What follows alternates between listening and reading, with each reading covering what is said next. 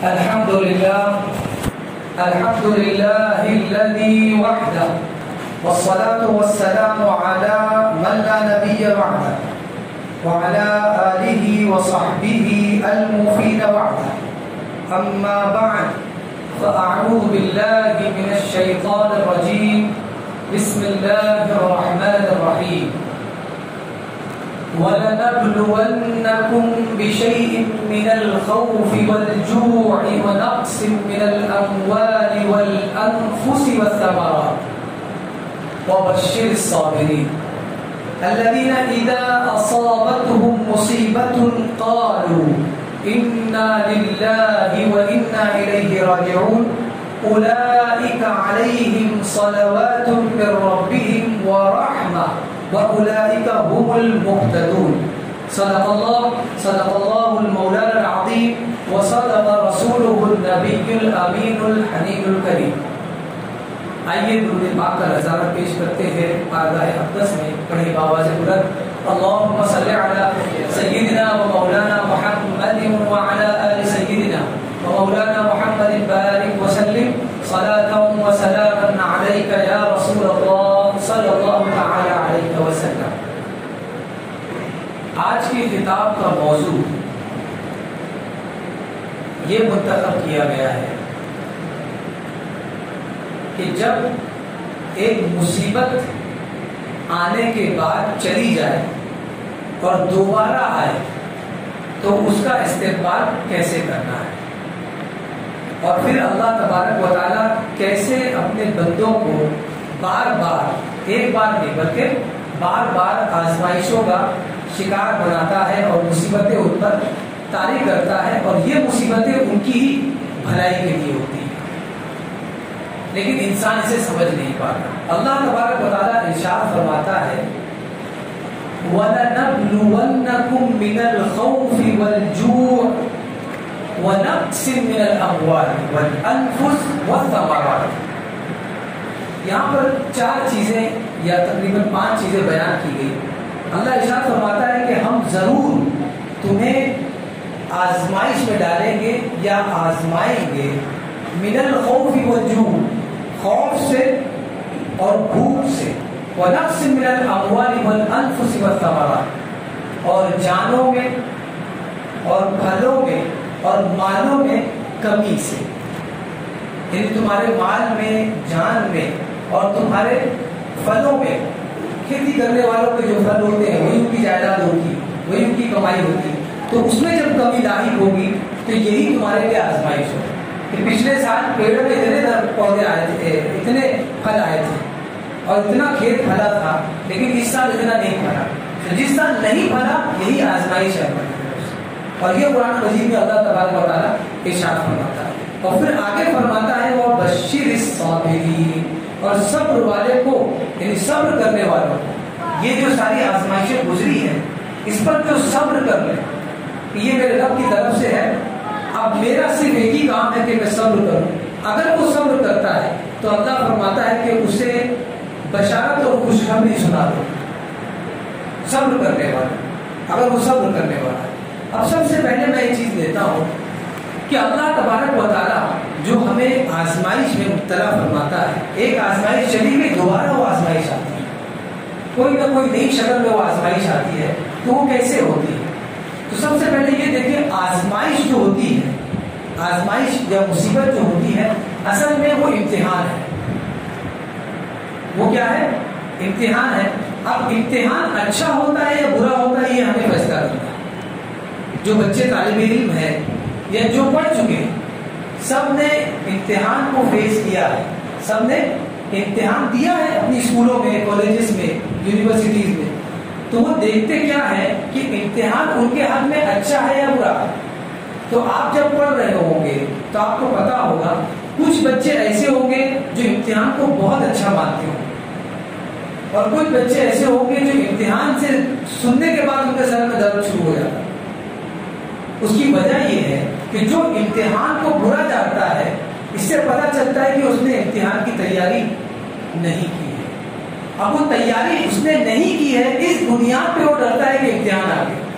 اب امتحان آ جائے گا تو میں بچوں گا نہیں، بلکہ بالکل گیٹ سے باہر کر دیا گیا. لیکن وہیں پر دوسرا گروپ ہے جو امتحان کا استقبال کرتا ہے اور خوش رہتا ہے. اگر پینسل ہے تو اس کو تیز کرتا ہے, دھار کرتا ہے, نئی قلم خرید کر لاتا ہے, نیا پیڈ خرید کے لاتا ہے, ایسا لگتا ہے جیسے ہی ہے. اس کی وجہ یہ ہے کہ اس نے محنت کی اور وہ یہ چاہتا ہے کہ اب میں ان بچوں کے ساتھ پہلے رہتا تھا جس میں میرا کوئی نام و نشان نہیں تھا, اس امتحان کے بعد میں دوسروں سے ممتاز ہو جاؤں گا, اس امتحان کے بعد میں دوسروں سے ممتاز ہو جاؤں گا. تو پتہ چلا امتحان اپنے اندر نہ شر ہے, شر نہیں بلکہ صرف اور صرف خیر ہے اور اچھا ہے. یہ کب ہو سکتا ہے؟ جب امتحان دینے والا اس کے لیے تیار ہو. لیکن بات اگر ہمارے یہاں کیا ہوتا ہے کہ اگر اللہ تبارک و تعالیٰ نے کسی بلا میں ہمیں مبتلا کیا تو ہم سب سے پہلے یہ سوچتے ہیں کہ ہم اس کے لائق تھے نہیں, یہ کسی اور کا تھا, ہمارے وہاں ڈیلیوری آ گئی. یہ جو بلا مجھ پر آئی ہے اصل میں ایسا کچھ کیا ہی نہیں, بلکہ میں نے کچھ کیا ہی نہیں, مجھ کو حج کرنے کی ضرورت نہیں, میں اتنا پاک صاف ہوں. اور یہ جو مصیبت میرے پاس میرے ڈور پر آئی ہے تو یہ اصل میں کسی اور کا تھا, میرے وہاں. تو جب یہ چیز انسان سوچتا ہے تو وہ مصیبت بھی اس کے لیے ہمیشہ رہتی ہے.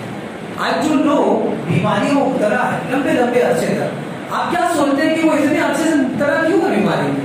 کب ان کی بیماری کی دوا ہوگی, کب ان کی بیماری کا مداوا ہوگا, کب وہ بیماری سے چھٹکارا پائیں گے؟ اس کی وجہ وہ خود ہے, اس کی وجہ وہ خود ہے, اس لیے کہ وہ بیماری کو اپنے لیے سمجھتے ہی نہیں. وہ کہتے ہیں کسی اور کی تھی میرے پاس. لیکن اگر وہ یہ سمجھ لے کہ یہ اللہ تبارک و تعالیٰ کی آزمائش ہے اور اللہ نے آزمائش میں بھی ثواب رکھا ہے.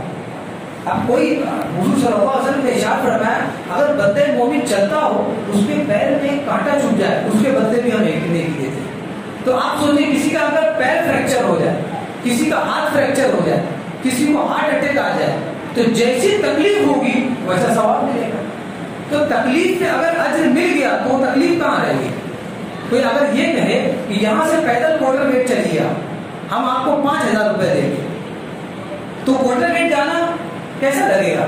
ایسا لگے گا کہ عمرہ کرنے جا رہے ہیں, گھر سے ہی کپڑا پہن کر اور لگا کر جائیں گے. لیکن اگر کوئی یہ کہے کہ آپ کو یہاں سے کوارٹر گیٹ جانا ہے, تو امام صاحب نے کہا ہے, تو کتنے لوگ تیار ہوں گے؟ کوئی بہت بڑے آدمی نے کہا ہے, کوئی تیار نہیں ہوگا. کیوں؟ اس پر اجر نہیں ہے. لیکن جیسے ہی اجر ملا آدمی کو وہ مصیبت بھی آرام لگنے لگی. تو جیسے ہی بندہ مصیبت سے چھٹکارا پاتا ہے تو یہ فرمایا گیا روایتوں میں کہ جب بندہ مصیبت سے چھٹکارا اس کو ملتا ہے اور اس کے بعد جب اسے یہ احساس دلا دیا جائے کہ جب وہ مصیبت میں تھا تو اس وقت اللہ تبارک و تعالیٰ کتنا ثواب اس کو عنایت فرما رہا تھا, اگر اس چیز کا اس کا احساس ہو جائے تو وہ دعا کرے گا کہ میں دوبارہ بیمار ہو جاؤں. اس قدر اس میں دیکھیے اللہ تبارک و تعالیٰ نے رکھی ہے. تو آزمائش کو اپنی صفائی سمجھے. میں یہ سمجھ نہیں پاتا ہوں کہ جب ہمیں کچھ اچھی چیز ملتی ہے تو ہم یہ سمجھتے ہیں کہ اللہ تبارک و تعالیٰ نے مجھے یاد کیا, اور جب کوئی بری چیز ملتی ہے تو یہ کیوں سمجھتے ہیں کہ میرے پڑوسی کی تھی میرے پاس آ گئی. اور جب زیادہ مل جاتا ہے تو وہی پڑوسی جو بھوکمری کا شکار ہے اسے زکات کے طور پر, صدقات کے طور پر, خیرات کے طور پر کچھ دینا چاہیے, لیکن ہم نہیں دے پاتے کیونکہ ہمیں یہ لگتا ہے کہ یہ میرے ہی لیے آیا ہے, یہ بازو والے کا نہیں ہے. اور جب کوئی تکلیف ہوتی ہے تو ہمیں لگتا ہے کہ یہ بازو والے کا, یہ میرا نہیں ہے. تو جس دن بندہ یہ تسلیم کر لے کہ یہ اللہ کی طرف سے ہے اور مجھے یہ مضبوط بنانے کے لیے آئی, میرا یہ امتحان ہے اور اللہ کی طرف سے, اب وہ کیسا بھی امتحان ہو, جیسے ہی وہ اس پہ راضی ہو جائے گا مصیبت ٹل جائے گی. اب اس کی ایک مثال آپ لے لیں اور آگے جانے سے پہلے, حضرت ابراہیم علیہ السلام نے خواب میں دیکھا کہ میں اپنے بیٹے اسماعیل کو ذبح کر رہا ہوں, اور یہ اللہ کا حکم تھا.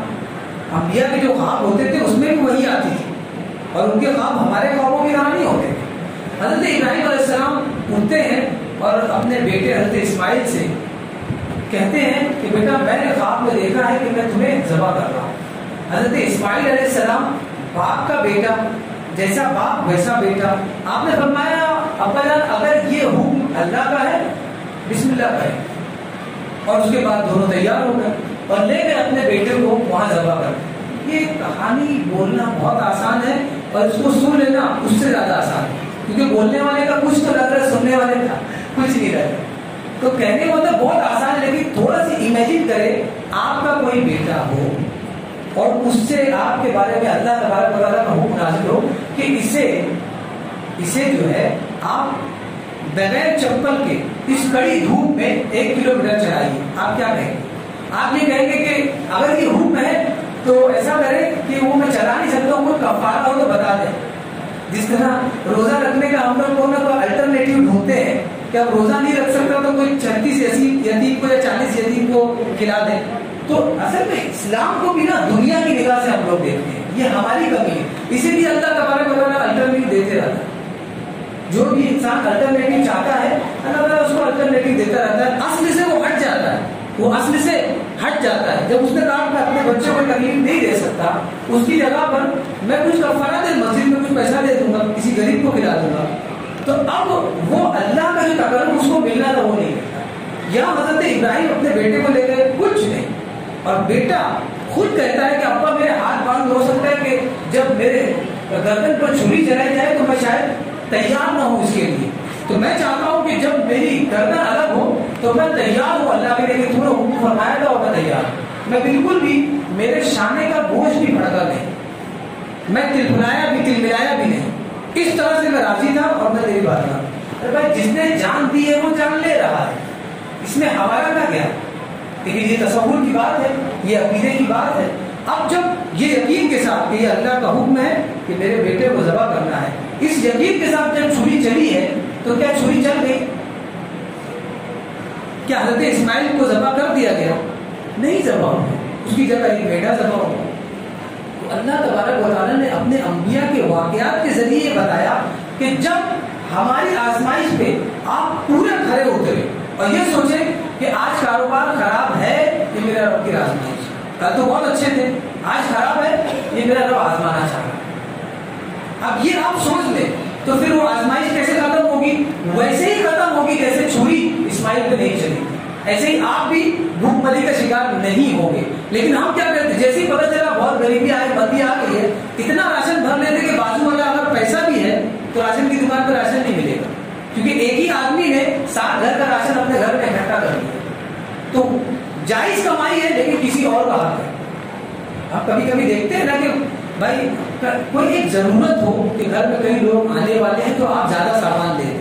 بنا ضرورت سامان لینا آپ نے کسی کا حق لے لیا ہے، جائز ہے، آپ نے جائز کمائی سے لیا ہے، اس کے باوجود اگر جائز زیادہ لے لیا ہے تو گویا آپ نے کسی اور کا حق لے لیا.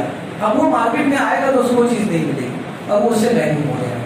اور یہ اللہ تبارک و تعالیٰ کی آزمائش ہے. جب آزمائش میں بندہ کھڑا اترتا ہے کہ میرے رب نے مجھے بیماری دی ہے تو وہی شفا دے گا، جب یہ سوچ لیتا ہے تو اللہ تبارک و تعالیٰ اسے شفا بھی دے دیتا ہے. لیکن بندہ کیا سوچتا ہے کہ یار نہیں ملا تھا اور آج سے ہے 1 سال، ارے 10 سال ہو گئے، ابھی تک کہ مطلب میں بیمار ہوں، یہ ابھی تک کہ مجھ کو وہ رزق نہیں آیا جو میرے بھائی کو ملا ہے، وہ مالداری نہیں آئی جو میرے بھائی کو ملی ہے، وہ خوشحالی، وہ بچے جو میرے بھائی کو ملے وہ مجھے نہیں ملے. مطلب یہ آزمائش ہے، اس میں جیسے ہی راضی ہو گئے تو وہی والا قصہ ہے. وہاں چھری نہیں چلی، ایسے ہی آپ بھی محروم نہیں رہے گا. اگر اولاد نہیں ہے اولاد ملے گی، رزق نہیں ہے رزق ملے گا، اور اگر رزق نہیں بھی دیا تو اللہ تمہارے دل کو اطمینان دے دے گا. اطمینان سے بڑا کیا رزق ہے؟ ایک آدمی جو 40 لاکھ کماتا ہو مہینے میں، آپ سوچیں کہ اس کا خرچہ بھی اتنا ہوگا، اگر اس کا 1 لاکھ لاس ہو جائے تو اس کی نیند خراب ہو جائے. اب اس کو اپنی نیند اگر صحیح کرنا ہو تو اسے نیند کی گولی کھانی نہیں چاہیے، بلکہ اپنے نیچے والے کو دیکھنا چاہیے جو 15,000 میں زندگی گزار رہا ہے. وہی لائف اسٹائل ہے. بس آپ جو برانڈیڈ مال خریدتے ہو وہ برانڈیڈ مال نہیں خریدتا ہے. آپ برانڈیڈ سلیپر پہنتے ہو وہ نارمل سلیپر پہنتا ہے. تو آپ سمجھ سکتے ہو کہ 15,000 میں وہ اتنے بچوں کو پال سکتا ہے اور میں 3 لاکھ میں اتنے بچوں کو کیسے نہیں پال سکتا. اسی لیے اللہ تبارک و تعالیٰ نے ہم میں سے کچھ اونچے بنائے اور کچھ نیچے بنائے، کچھ مالدار کچھ کمزور، کچھ طاقتور کچھ غریب، تاکہ ہم ایک دوسرے کو دیکھ کر جیے. لیکن ہم صرف آگے دیکھتے ہیں.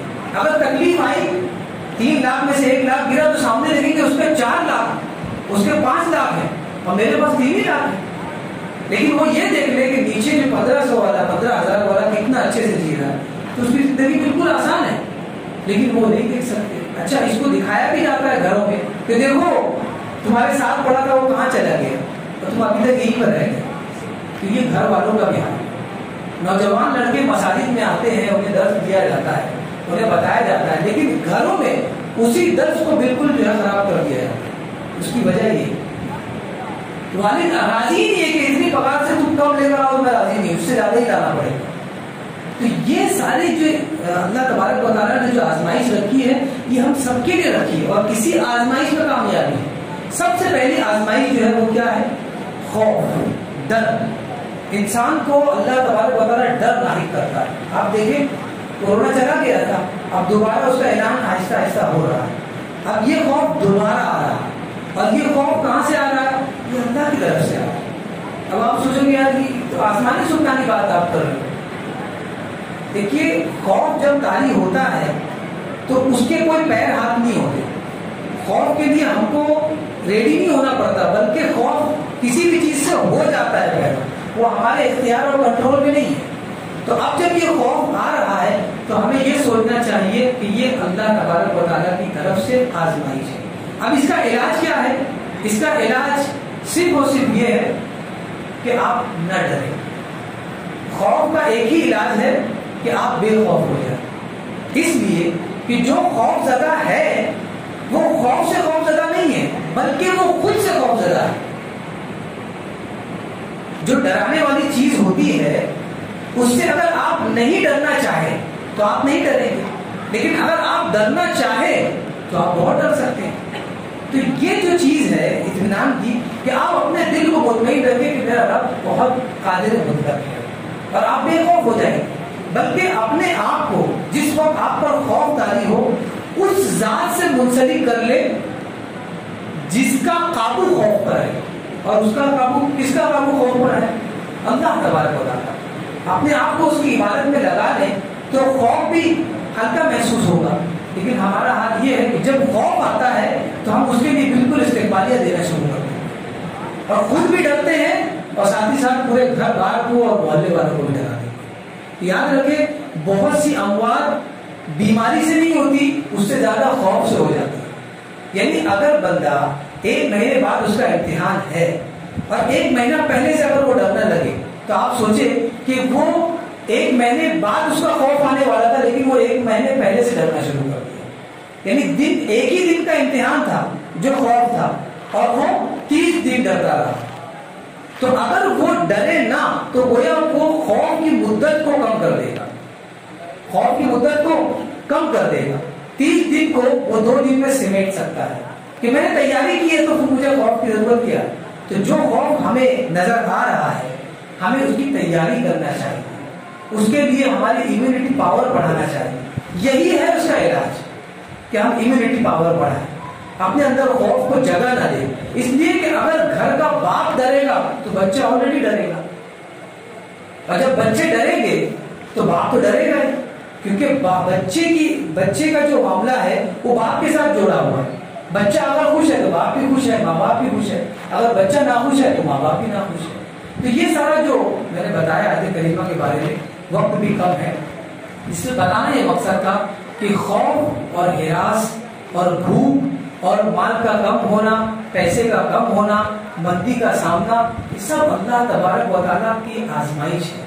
جب اس آزمائش سے بندہ گزر جاتا ہے تو اللہ تبارک و تعالیٰ ارشاد فرماتا ہے وَلَنَبْلُوَنَّكُمْ مِنَ الْخَوْفِ وَالْجُوعِ, بھوک اور خوف سے ہم آزماتے ہیں.